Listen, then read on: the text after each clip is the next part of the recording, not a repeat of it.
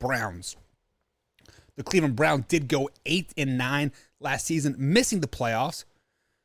Riddled with injuries, they traded off Odell Beckham Jr. in mid-season to the LA Rams, the Super Bowl winning LA Rams, I might add. They decided to cut ways with Jarvis Landry as well. In the offseason, they made a huge splash to getting Deshaun Watson, $230 million himself, and 26 accusations later. They picked up Amari Cooper, and they did not too terrible on the draft as well. So, 2022 sounds promising, right?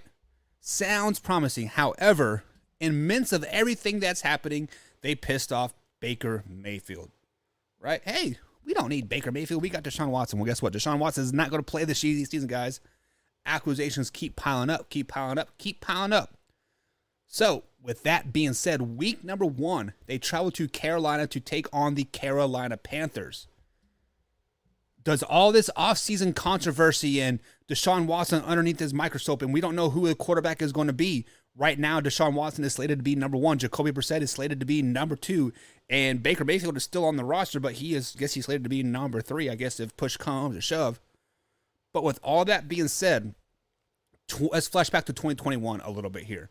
The Carolina Panthers came out of the gate hot. CMC was healthy. Sam Darnold looked great. Robbie Anderson was doing good things. Who else was their wide receiver? But also, the Carolina Panthers are kind of riddled with all-season controversy. Is Baker Mayfield going to Carolina? Robbie Anderson doesn't want to play with Sam Darnold. It doesn't matter. Give me the the Carolina Panthers in week number 1. They do beat the Cleveland Browns in Deshaun Watson's debut if he happens to play, right? And just when it push comes to shove, Carolina is a good first 4-week team like they were last season. We were talking about them Super Bowl, right? Week number 2, we've already broken this down, but give me the Cleveland Browns over the Jets. Week 2, week number 3, divisions game starts. Thursday night football. Pittsburgh Steelers come to Cleveland. This game is very, very intriguing because obviously Thursday night football, if you guys have been listening to the man hours, I roll out this stat. Almost every time we pick a Thursday night game, the road team is 75% losing versus the home team. However, this is the division rival. This is the Pittsburgh Steelers versus the Cleveland Browns. This is prime time game. This is going to be Kenny Pickett's debut. This is Deshaun Watson's coming out party. However, the Pittsburgh Steelers are kind of a team on a mission. They are a team that's just always there. They're like the St. Louis Cardinals. They can have whoever you want pitching and catching. Somehow they're going to make the playoffs somehow, some way. And somehow, some way, the Pittsburgh Steelers pull off this Week 3 matchup over the Cleveland Browns.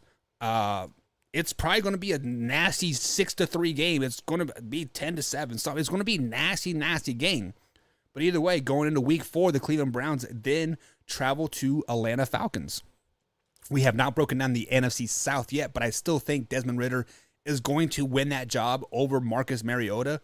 But I do think the Browns come out on top versus like Atlanta, giving them a 2-2 start to the season. Week 5, you already picked this game. I do have the Cleveland Browns beating the LA Chargers. Chargers are going to be a good team, but it is very, very hard to travel from the West to the East Coast time zone. Week number 6, the Patriots come into town to take on Deshaun Watson. What is one of the biggest flaws of Bill Belichick is defending a mobile quarterback. What is Deshaun Watson? He is a mobile quarterback with a damn good arm. There's a reason why Deshaun Watson is a top 5 quarterback in the league, and that is not because of he just strictly scrambles. That's strictly not just because he's just a pocket quarterback. It's because you don't know what he's going to bring you. That's why I'm giving the Cleveland Browns this win over the New England Patriots week number 6, giving them a 3-game winning streak. They've beaten the Falcons, Chargers, and now the Patriots, giving them momentum going into week 7 when they travel to Baltimore to take on the Ravens. Is this a battle of the bottom dwellers of the AFC North? Possibly. Only time will tell, but give me the Ravens at home. The Ravens are always strong in the regular season. They fall off, week 16, 17, 18 when it matters the most. Week 7, middle of the season, give me Lamar Jackson and the Baltimore Ravens over the Cleveland Browns. Week 8, This is a Monday night game. Cincinnati Bengals come into town. Man, the Bengals or the Browns schedule does not get any easier going through the rest of the year. I mean, we've had the Chargers, the Patriots, the Ravens, and now the Bengals, all the back-to-back weeks. And then the week before that, they played the Steelers and Falcons. Yes, the Falcons aren't going to be very good, but the Steelers, man, this is a rough, 4 or 5 week stretch here. But the Bengals coming to town to take on the Cleveland Browns. Monday Night Football, that crowd is going to be rocking. Deshaun Watson's probably going to get at least 3 more accusations after this game, because the Cleveland Browns are going to rock the Cincinnati Bengals world. For whatever reason, Joe Burrow just forgets to show up this Monday night game. The pressure of the lights and Cleveland Brown, the Dawgpound's going crazy. Rough. They whoop that ass. Week 9 is a bye week. Week 10, I do have the Browns beating the Miami Dolphins. We've already picked that game. Week 11, the Browns travel to Buffalo to take on the Bills. Give me the Buffalo Bills. The Buffalo Bills are a team that you don't really want to mess with. They are the best team in the AFC right now on paper, hands down. Week 12, the Tampa Bay Buccaneers are coming off a bye week to take on the Cleveland Browns in Cleveland. This one, there's always those trap games, right? The trap game is for not the Tampa Bay Buccaneers, but the Cleveland Browns. Because they do play the Bengals coming up in 2 weeks, and then they have a very hard stretch coming up because they play 3 division teams in a row, like again. But give me the Bucs coming off the bye week, going into Cleveland. I just have faith in them.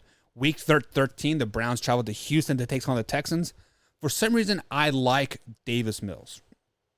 I like Davis Mills as a quarterback. I think he is going to do good things for the Houston Texans moving forward. However, I just heard a very interesting rumor today, and I've been digging some research and talking to some people that I know around the league, and it might be more plausible than what we think. Jimmy G could possibly be going to the Houston Texans. What?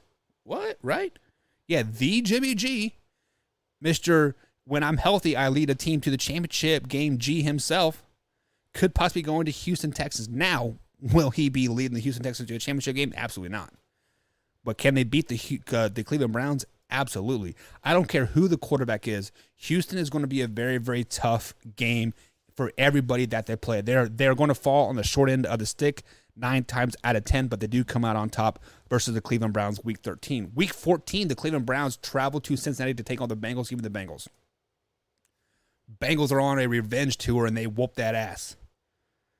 The Browns are kind of in this free fall state right now. They have lost 4 games in a row. I mean, they lost to the Buffalo Bills, the Bucs, the Houston Texans, and now the Cincinnati Bengals. Oof. Does it get easier? Absolutely not. Week 15, the Baltimore Ravens come into town again. However, remember what I said about 3 minutes ago? The Baltimore Ravens are good through 1 through 12 weeks. Well, guess what? This is week 15.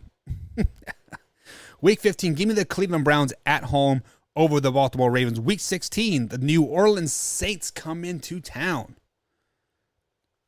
Oh, this is a Saturday game. I believe this is a Saturday afternoon game, like 4 o'clock or whatever. Here's on the East Coast. These Saturday games are always very intriguing to me because it comes down to coaching. Like at this point, Saints have a new coach. We don't know whether Michael Thomas is going to be in the Saints uniform or not. Who is going to be the Saints quarterback? Yes, I know Winston's slated to be starter, but will he? This one's tough for me because when I look at the overall record right now, where's it at here? I had the Browns sitting at 8-7. 8-7 going into this Week 16 matchup. Because I do have the Browns beating the Commanders Week 17. Now, I do not think they are going to win 10 games this season. But the 2 games that I have left to pick are the Saints and the Steelers. So I'm taking the Steelers Week 18. That puts them at 8-8, right? Now, Do they take that step forward and then become a 500 team, or are they still below 500 team? This Week 16 game matters. Is it, are we going to fire Kevin Stefanski at the end of the season, or are we going to give him a raise? And the most Cleveland Brown way, they're going to fire Kevin Stefanski at the end of the year because he finishes 8-9 again this season, duplicating what they did in 2021 and probably going to miss the playoffs as well. So I got them overall record finishing 8-9, 2-4 in the division, 6-6 in the AFC, but they are 5-3 at home, 3-6 on the road. So if they can just, be undefeated at home somehow, some way, pump that up to eight wins, they're a playoff bound team. There are some questionable games that I have there that could go either way. The Miami game, week 10 here, I do have the Browns beating the Dolphins, but the Dolphins, they could be good. They could be. Week 13, I do have the Houston Texans beating the Browns. That could go the other way. But really, the rest of them, I'm pretty much set. Maybe opening week, they beat the Panthers, but does that really put them in playoff condition? No, it doesn't. It doesn't at all. So moving on to the other